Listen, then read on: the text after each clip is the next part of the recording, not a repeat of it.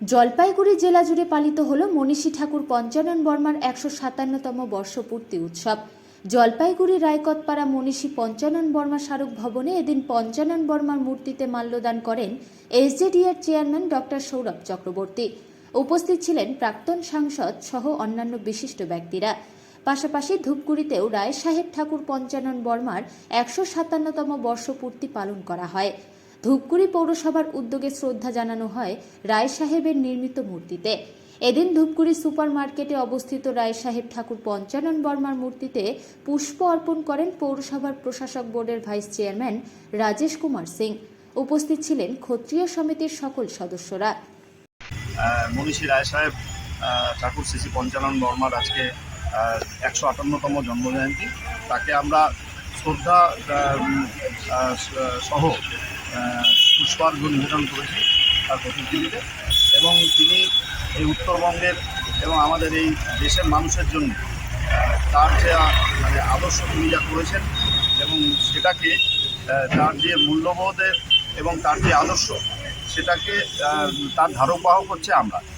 এই বিষয়টাকে মানুষের কাছে আরোভাবে তুলে ধরার জন্যে, আরও এগিয়ে নেওয়ার জন্যে তার একটা এখানে পঞ্চানন স্মারক সমিতির উদ্যোগে এবং এসজেডি-এর মাধ্যমে এখানে আমরা একটা ভবন নির্মাণ করেছি।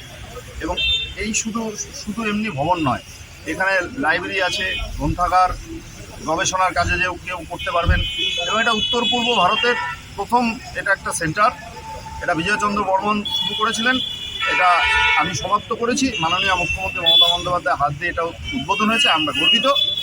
আজকের দিনে আমরা তাই মনীষীকে সম্মান জানালাম, শ্রদ্ধা জানালাম এবং নিজেরাই গর্বিত।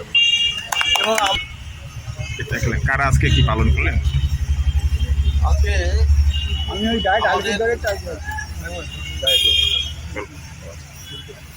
আজকে রায় সাহেব পঞ্চানন বর্মার ১৫৮তম জন্মদিন। আমরা আজকে খুব আনন্দিত। রায় সাহেব পঞ্চানন বর্মার এই জন্মদিন আমরা আমাদের জলপাইগুড়ি পঞ্চানন স্মারক সমিতির নবনির্মিত যে ভবন, পঞ্চানন ভবন, যেটা নির্মাণ করেছে আমাদের শিলিগুড়ি জলপাইগুড়ি ডেভেলপমেন্ট অথরিটি, সেই ভবনেই আমাদের আজকে তাকে সম্মান জানানোর জন্য আমাদের মাল্যদান করা হলো, পুষ্প প্রদান করা হলো। আমরা বিভাগে ভাগ করেছি। প্রথমে আমরা মাল্যদান এবং পুষ্প প্রদান করেছি। আবার ১:৩০টার সময় আমাদের